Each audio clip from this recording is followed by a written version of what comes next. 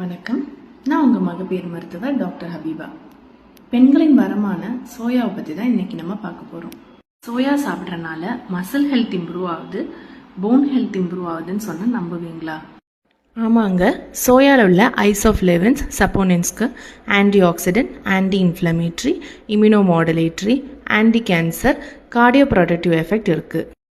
இது low calorie high protein food. So why not, இது weight ரிடக்ஷனுக்கும் ஹெல்ப் பண்ணும். சோயா சாப்பிட்றதுனால பெண்களுக்கு மெனபாஸ் டைமில் வர எலும்பு தேய்மான பிரச்சனைகள் மற்றும் இந்த மெனபாசல் சிம்டம்ஸ் எல்லாம் இருக்குல்ல, அதெல்லாம் கம்மியாகுது. அது மட்டும் இல்லாமல் ஹார்ட் பிரச்சனை, கொலஸ்ட்ரால் அதிகமாக இருக்கிறது கம்மியாகுது.